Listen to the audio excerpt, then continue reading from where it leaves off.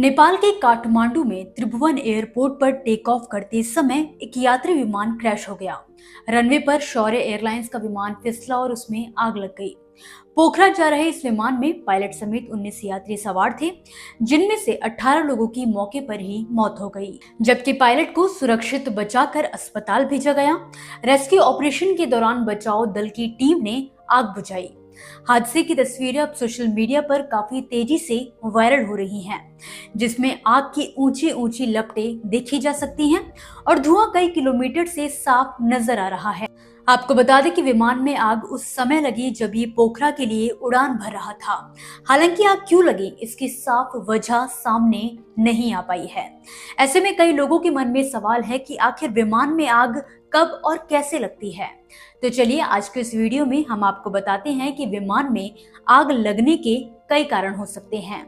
सबसे पहले जानते हैं कि आखिर विमान में आग कब लगती है। अमेरिका की एयरक्राफ्ट एंड पायलट एसोसिएशन के मुताबिक विमान में आग लगने की कई वजहें होती हैं, क्योंकि विमान के अलग अलग हिस्से में इसका खतरा ज्यादा होता है। ऐसे में आग लगने के लिए 3 चीजें जरूरी होती हैं: ईंधन, हवा और गर्माहट। ऐसे मामलों में आग लगने की वजह वो हिस्सा बनता है जो काफी ज्यादा पुराना हो गया हो, जिस पर दबाव ज्यादा हो या फिर उसके मेंटेनेंस पर ध्यान ना दिया जा रहा हो। आग लगने की सबसे बड़ी वजह उस ट्यूब का फ्रैक्चर होना भी माना जाता है जो विमान में ईंधन की सप्लाई करती है। इसके अलावा लैंडिंग गियर, फ्यूल पंप और इलेक्ट्रिकल सिस्टम में खराबी भी विमान में आग लगने की वजह बन सकती है। हालांकि ज्यादातर मामलों में इंजन और इलेक्ट्रिकल सिस्टम में गड़बड़ी ही आग लगने की वजह बनते हैं। इंजन में लगने वाली आग आमतौर पर कैबिन तक पहुंचती है और यही सबसे खतरनाक रूप ले लेती है। रिपोर्ट कहती है कि विमान में आग लगने के 40% मामलों में ऐसा देखा गया है कि विमान का ईंधन और कैबिन मटेरियल के जलने से ऐसा जहरीला धुआं इकट्ठा हो जाता है जिससे कि लोगों की मौत हो जाती है। विमान बेहतर एयरक्राफ्ट फायर प्रोटेक्शन सिस्टम से लैस है या फिर नहीं, ये सुनिश्चित करने के लिए जरूरी है कि विमान में बेहतर क्वालिटी के मटेरियल का इस्तेमाल किया गया हो। इलेक्ट्रिकल सर्किट बेहतर होने चाहिए। ये ध्यान रखना चाहिए कि ओवरलोड की स्थिति भी ना बनने पाए। अब बात करते हैं कि आखिर विमान में किस तरह आग लगती है और इसका पता कैसे चलता है। जैसे इंजन में लगने वाली आग का पता फायर डिटेक्शन और सप्रेशन सिस्टम के जरिए लगाया जाता है। हालांकि ये भी निर्भर करता है कि आग कैसे लगी है।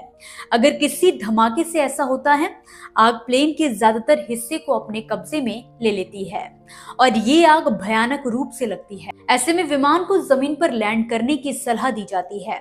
इसका पता थोड़ी देर से लगता है।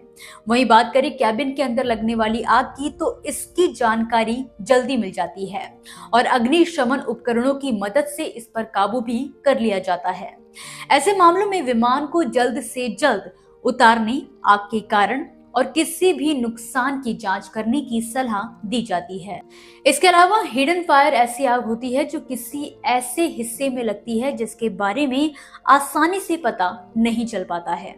कई बार फायर डिटेक्शन सिस्टम इसका पता लगा लेते हैं, तो वहीं कई बार क्रू या यात्री कहीं से धुआं निकलने पर अलर्ट हो जाते हैं। विशेषज्ञ इसे ज्यादा खतरनाक आग मानते हैं। इसकी 2 वजहें होती हैं। पहली, इनका सटीक कारण पता लगाना काफी मुश्किल होता है। देरी से पता चलने पर बड़ा नुकसान होने का खतरा होता है। और दूसरी वजह, कई बार इनका पता ना चलने पाने पर इमरजेंसी लैंडिंग जैसा कदम नहीं उठाया जा सकता। अचानक से दिक्कत बढ़ने पर पैसेंजर का सरवाइव करना भी काफी मुश्किल हो जाता है।